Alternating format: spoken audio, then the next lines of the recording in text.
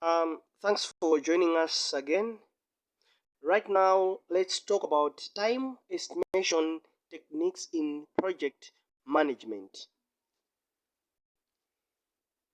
Okay, the first concept that we need to understand is that what is time estimation? What is it?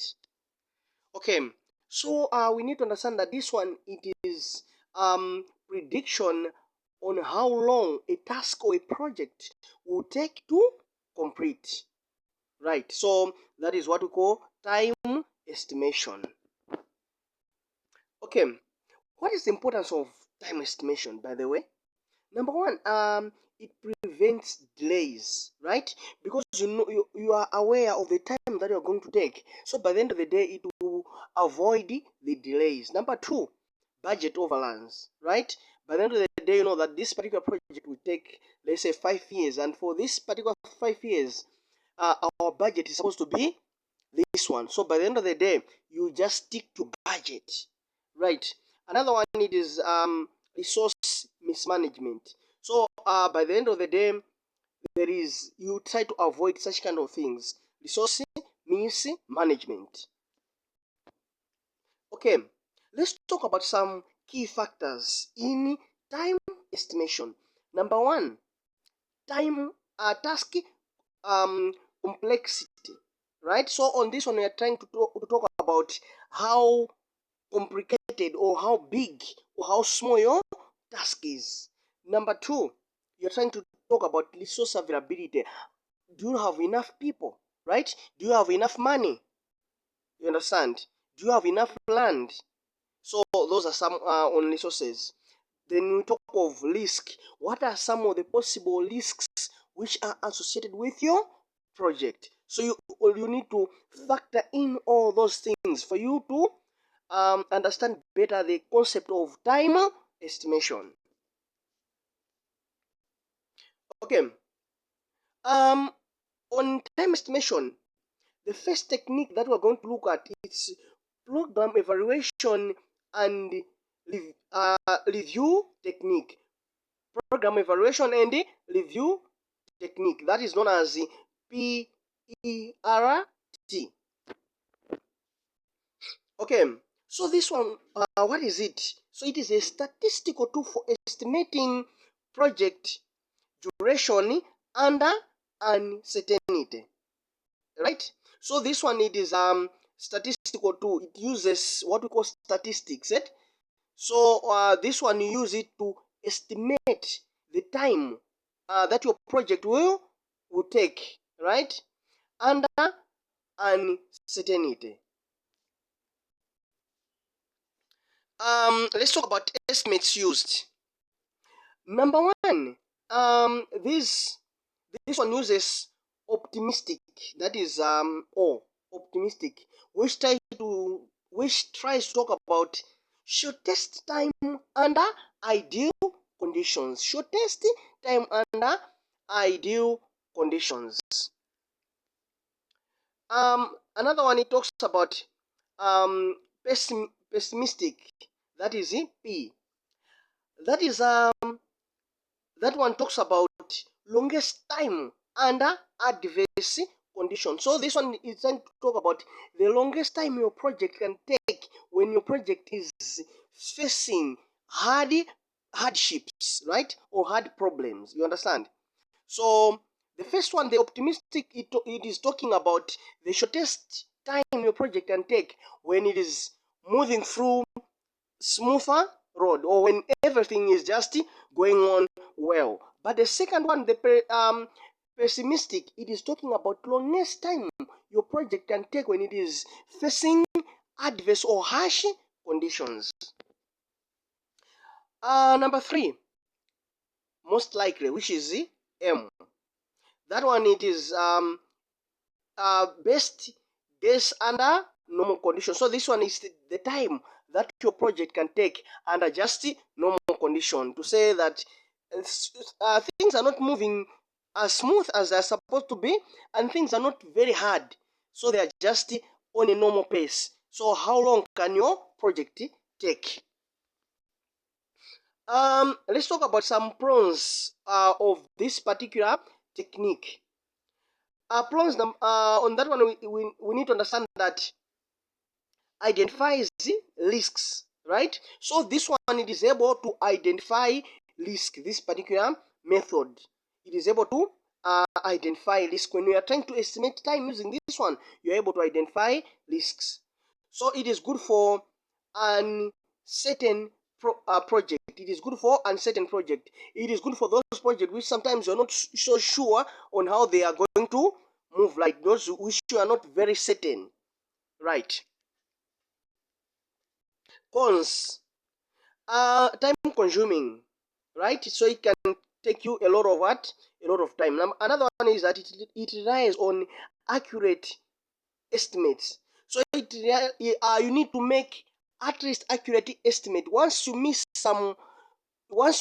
make wrong estimation in terms of optimistic, pessimistic, and most likely, once you miss one of those, that means that it is going to give you a wrong answer. So you need to try to have a very good estimations.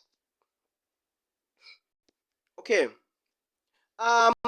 let's look at an example on that particular technique.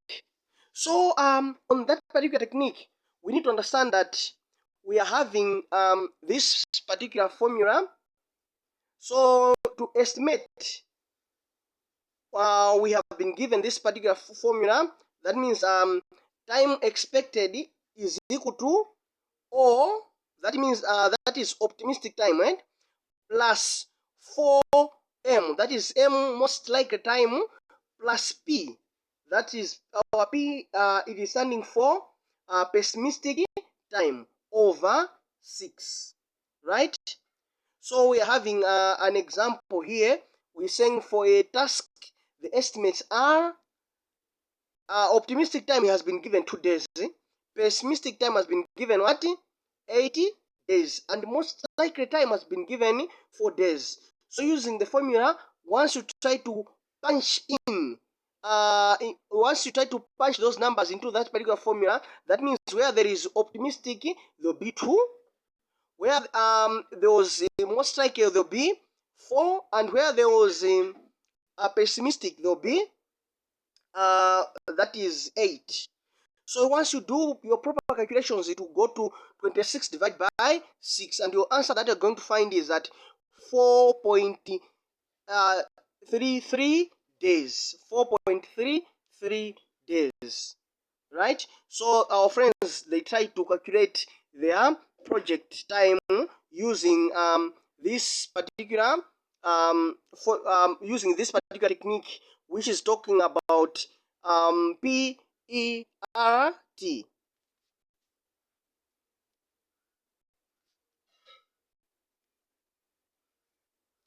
Okay, let's talk about another technique, that is a critical path method. Critical path method.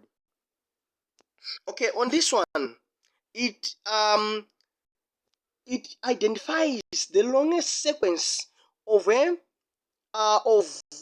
dependent task for minimum project duration, right? So this one tries to see that as we are doing our project, which particular sequence of task can take us a longer time for us to complete them. So it focuses on that particular line, which those tasks which are related, and those particular tasks which can take a very longer period of what? Of time. So it focuses on those ones. Steps when doing a critical path method. Number 1, you try to list the tasks. Another one, you try to identify the dependencies. So that means once you list the task, you see that which tasks are related to each other. So that is identifying the dependencies. From there, you try to come up with the estimate. So for each task, you say this task can take how long, right? From there, you create a network diagram. I hope we already discussed something to do with network diagrams. So after drawing the network diagrams, then you identify the critical path, or that is the longest what? path that you are going to take for you to complete your project. Okay, so for example, there is a certain task, there is a certain project, and in that particular project there are 3 tasks: task A, task B, task C. So task A is going to take 2 days, task B 3 days, task A day. That means your critical path, it will be 2 plus 3 plus 1, which is A plus B plus C, which is 6 days. That is our critical path. Another one, let's talk about prawns for this one. It highlights critical tasks and optimizes the resources. So by the end of the day, you understand all the critical paths which are involved in that particular project. Another one, it is less effective for a certain project. So it is not that effective for those particular projects which you are not very much sure, right? Another one, it is complex, right? For some project. So it is, this one can sometimes be very much, it can be complex for especially larger projects. So it can be complex for larger projects. Okay, an example of a critical path, we're saying we're having those particular tasks which are presented in this project is starting here, right? Then we have got some task here. A task is that is going to take a single day. There is another task that is going to take a single day, right? So after this particular task, you need to go for this particular next task that is going to take you for 2 days. Then after doing this particular task, there is another task here that is going to take another 2 days.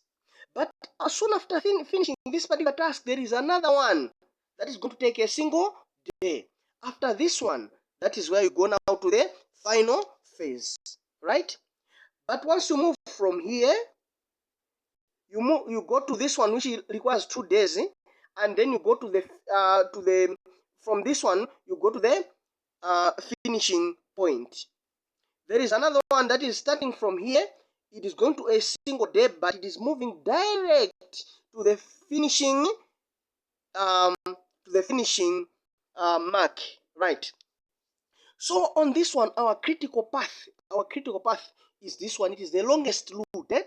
So if we try to say 1 day plus 2 days, the answer is 3, right? But if we say 1 day plus 2 days plus 1 day, the answer is 4, right? So that means because here it is giving us 3 days, here it is giving us 1 day, here it is giving us 4 days. So that means we are going to say this one which is giving us 4 days, that is our critical path. Okay, let's talk about best practices for time estimations. Okay, so you need to get team involved. So everybody who is involved in that particular project should be involved in this particular time estimations. Use historical data. So you can use other information that were used in the past. You can, number 3, account for risks, right? So you need to try your best to see which are the possible risks for this particular project. So you need to even add those days which you are thinking that they might fall into risk. Regularly review. So you need to review it regularly. You need to update your time estimation very properly. Right. So here we are having a summary